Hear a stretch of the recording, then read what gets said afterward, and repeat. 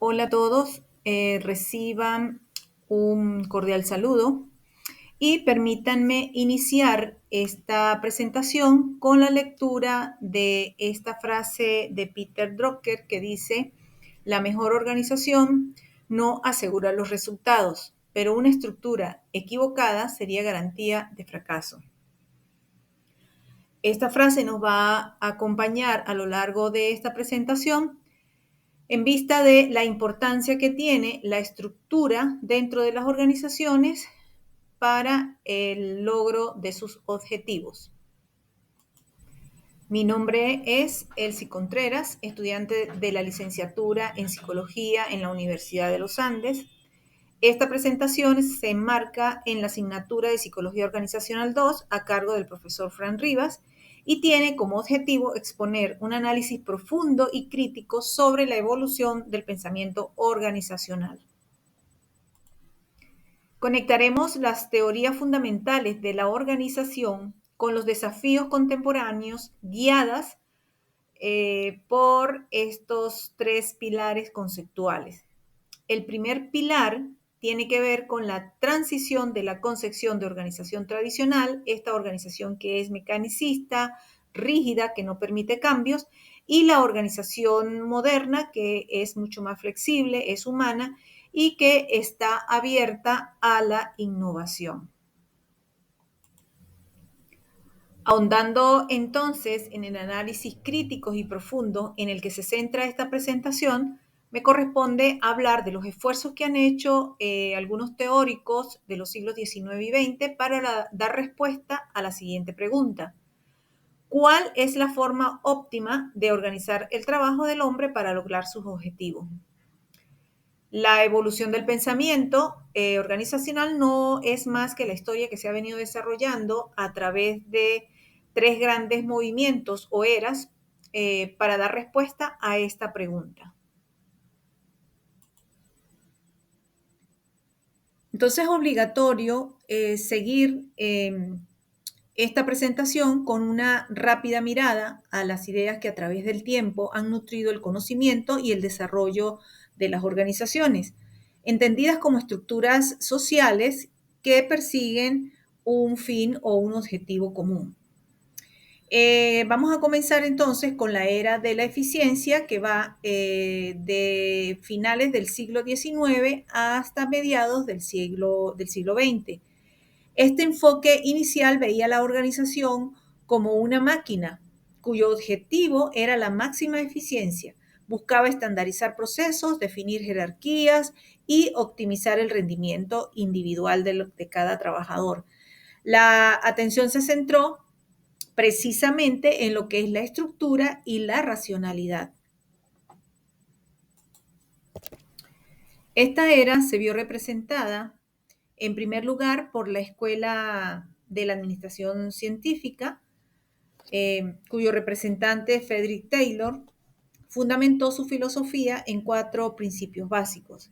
El primero tiene que ver con el desarrollo de una verdadera ciencia de la administración. El segundo es la selección científica de los trabajadores. La tercera tiene que ver con la capacitación, que es la educación y desarrollo del trabajador, pero de manera científica. Y por último, la cooperación estrecha y amistosa entre obreros y trabajadores. En esta misma escuela tenemos entonces también tenemos a los hermanos Gilbert, Frank y Lillian, que redujeron el trabajo a sus movimientos más elementales.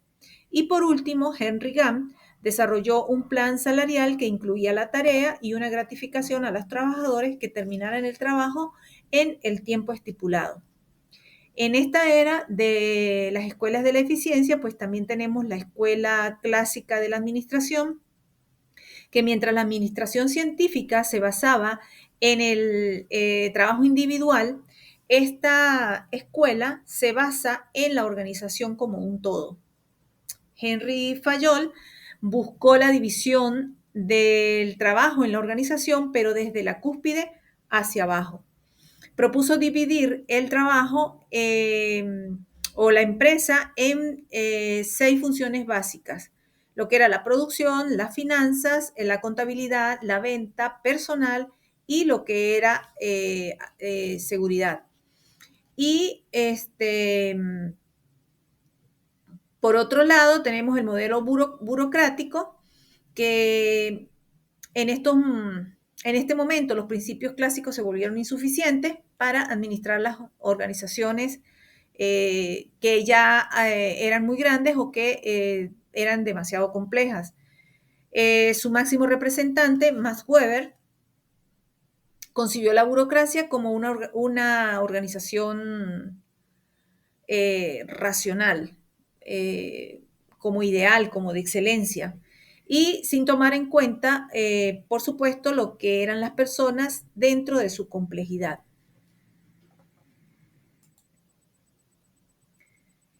En la segunda era, que es la era del factor humano, que se desarrolló a mediados del siglo XX, surge tras las limitaciones del enfoque mecanicista. Esta era trajo la comprensión crucial de que la motivación, la psicología y las dinámicas grupales son tan vitales para la producción como la misma estructura formal de la organización. La atención se desplazó del proceso al individuo.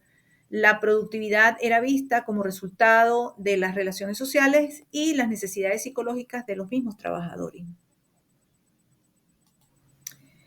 Las ideas que estuvieron presentes dentro de esta era del factor humano, entonces tenemos la Escuela de Relaciones Humanas.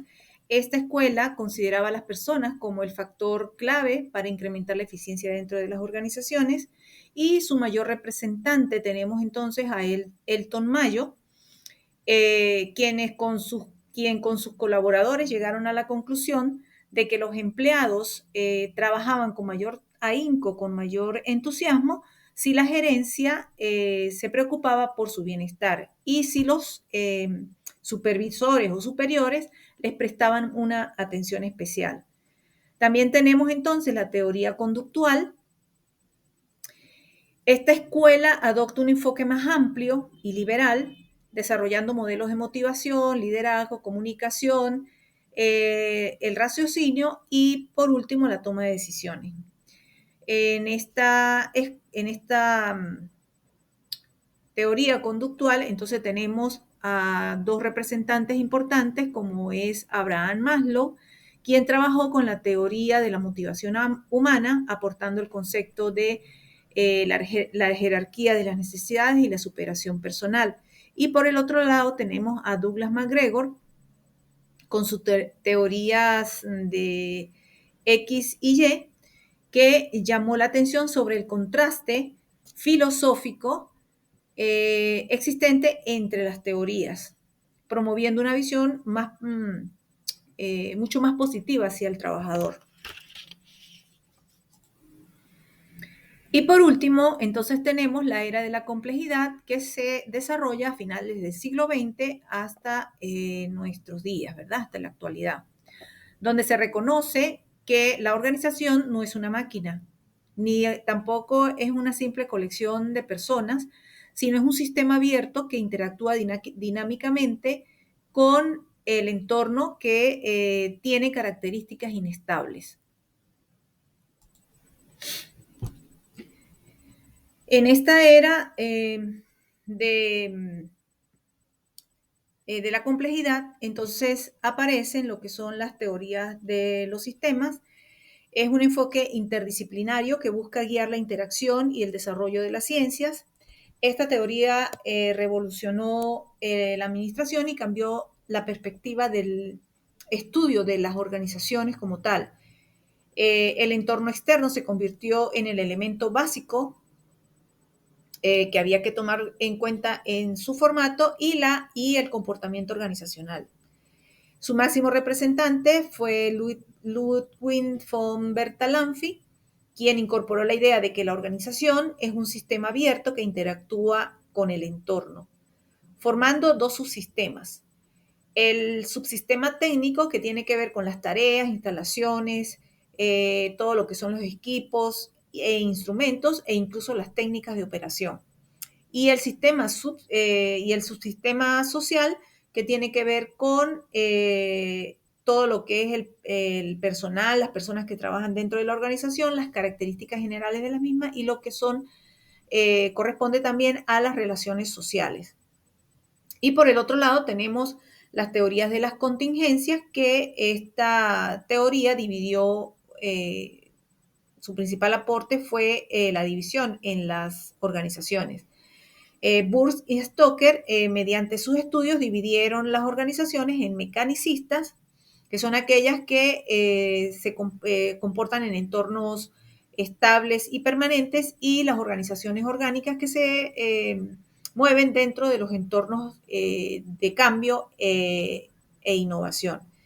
Y Lawrence y Lors llegaron a la conclusión que las empresas utilizan dos mecanismos básicos para su funcionamiento. Uno, que es la diferenciación, que consiste en la división de la organización en sus sistemas especializados, y la integración, que tiene que ver con el proceso o un mecanismo contrario al anterior, que tiene que ver con la presión que hace el entorno de la organización para buscar la unidad de esfuerzos y la coordinación de los diversos subsistemas que en ella funcionan.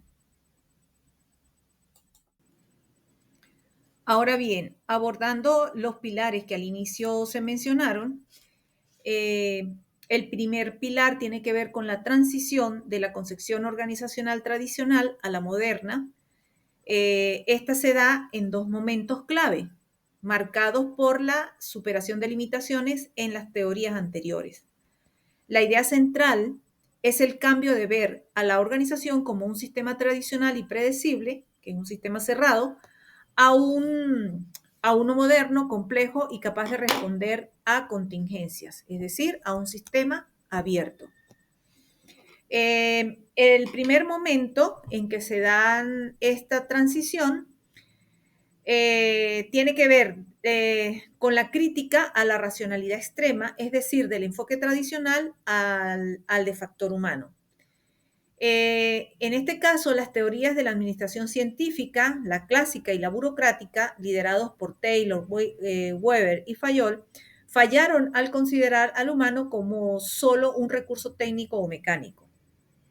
La motivación pasó del modelo tradicional, que asumía que la motivación era puramente económica o resultado de la autoridad, al modelo moderno, que determinó que la atención, el bienestar y las relaciones sociales tienen un impacto mayor en la productividad. En relación al rol del trabajador en el modelo tradicional, era una pieza intercambiable que seguía procedimientos estandarizados, mientras que en el moderno, ahí juegan un papel importante las teorías de Maslow y McGregor, se introduce la psicología y la motivación. El trabajador tiene necesidades de superación y busca responsabilidad, lo que lleva a un liderazgo menos autoritario. El segundo momento de esta transición tiene que ver con la influencia del entorno, que entonces sería del factor humano a la complejidad. Las teorías del enfoque del factor humano fueron criticadas también por enfocarse excesivamente a la dinámica interna dentro de las organizaciones, con aspectos relacionados a lo que era el liderazgo y el clima laboral, e ignorar la influencia del entorno externo, que en este caso tiene que ver con la competencia con otras organizaciones, la tecnología, que ha tenido, pues, como ya sabemos, grandes avances, y la legislación, que precisamente regula todo este proceso. La organización se establece como un sistema abierto, como lo señaló Bertalanffy, cuyo funcionamiento interno, tiene que ver con los subsistemas técnico y social que se mencionaron y depende del intercambio con el entorno. Y por último, la teoría de las contingencias considera que para resolver la búsqueda de un mejor estilo de liderazgo, esa teoría propone que no existe un modelo único y que la gestión debe adaptarse precisamente a las necesidades del entorno. Actualmente la teoría se ha vuelto menos prescriptiva y más descriptiva y analítica, centrándose en el entorno actual, que por supuesto, como sabemos, es un entorno digital y que al mismo tiempo es incierto. Esta transición se ha llevado a través de un proceso de adaptación continua que ha llevado a la teoría organizacional a ser menos prescriptiva, como lo dije anteriormente, al correlacionar el material visual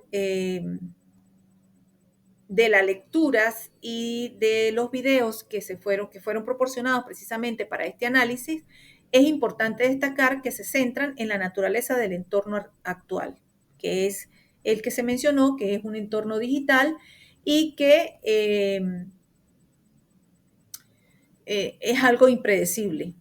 Y también se centra en la variable interna que debe cambiar para lograr esa adaptación contingente y tiene que ver con la cultura y la estructura organizacional. Ya los ponentes en su material mencionan la importancia de tener una cultura bien definida dentro de las organizaciones, además de ser conocida por todos los miembros que la integran o sus colaboradores, para que precisamente los objetivos sean alcanzados.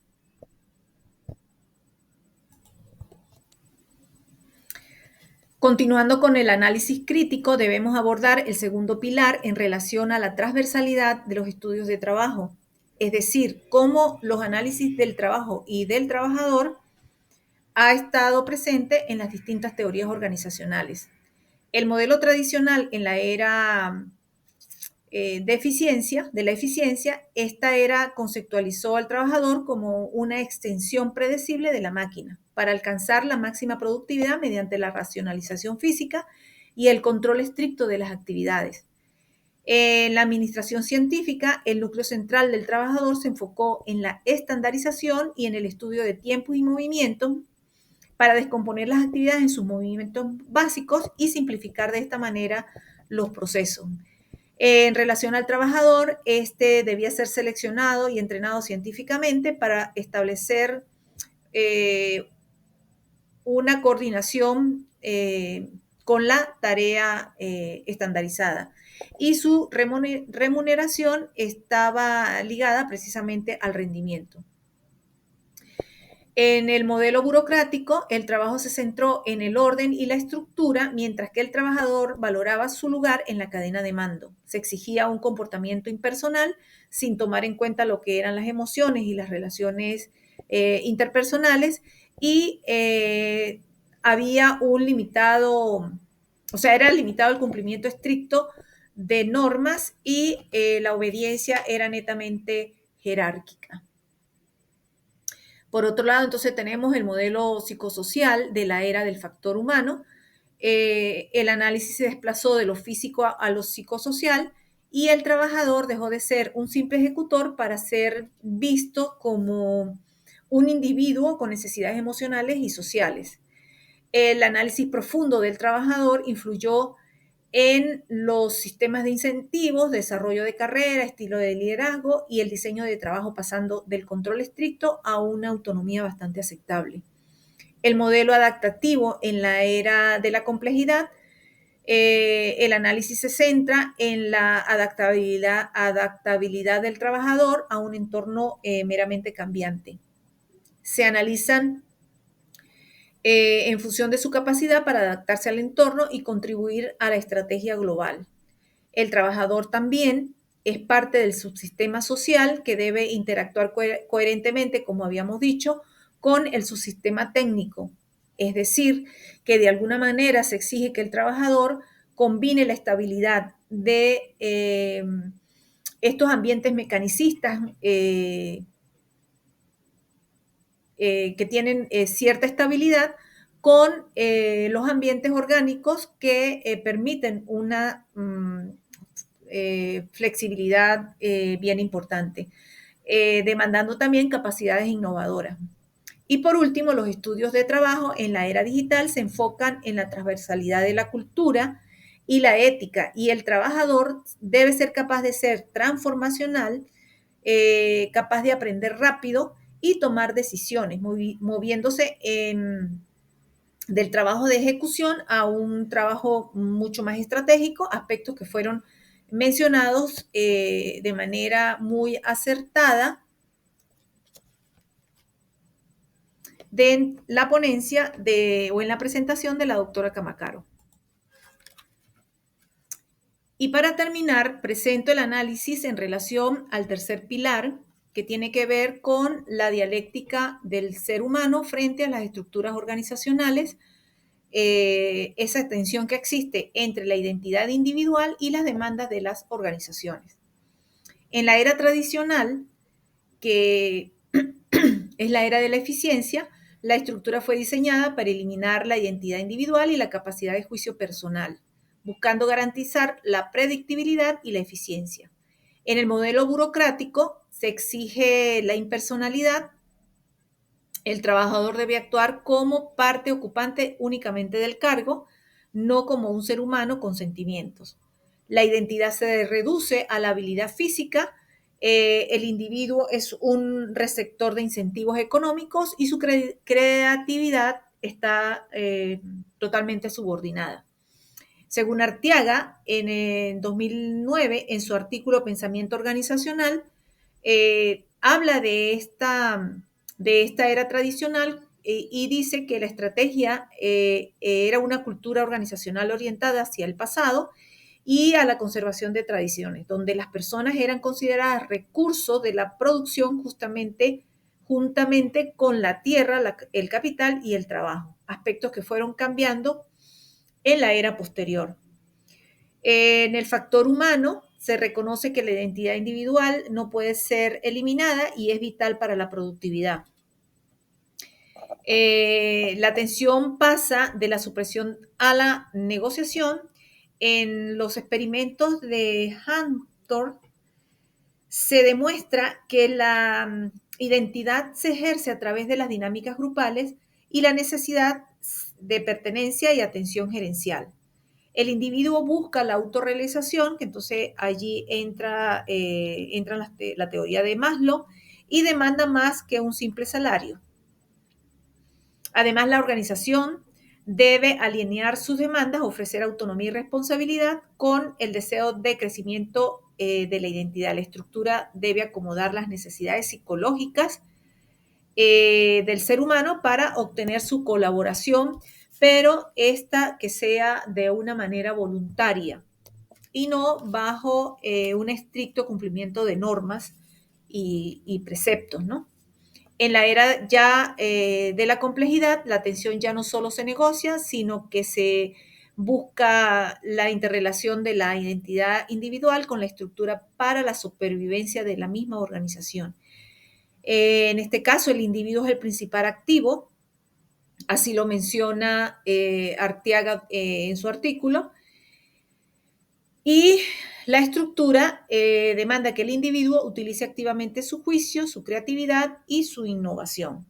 La identidad ya no es una amenaza, sino el motor de la adaptación de la empresa en un mundo totalmente globalizado.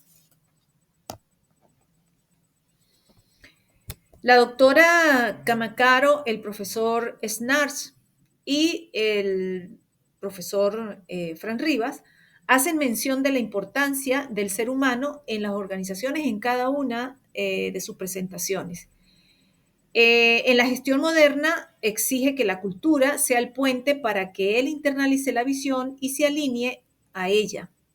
Es importante que el trabajador no solo sea un recurso, sino que se le vea como un ser completo, aspecto que se aborda en la crítica del hombre tecnológico, visto como un objeto o visto a sí mismo como un objeto de explotación.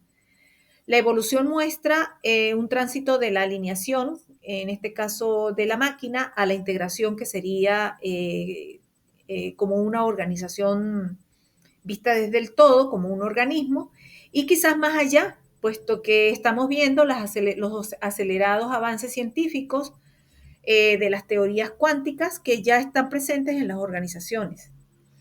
Y por consiguiente nos hace ver a estas de otra manera, a ver las organizaciones de otra manera muy diferente, así como establecer nuevos compromisos organizacionales donde se debe reconocer al hombre como energía encarnada que compone el capital energético de la organización. Así lo menciona también Arteaga dentro de su artículo.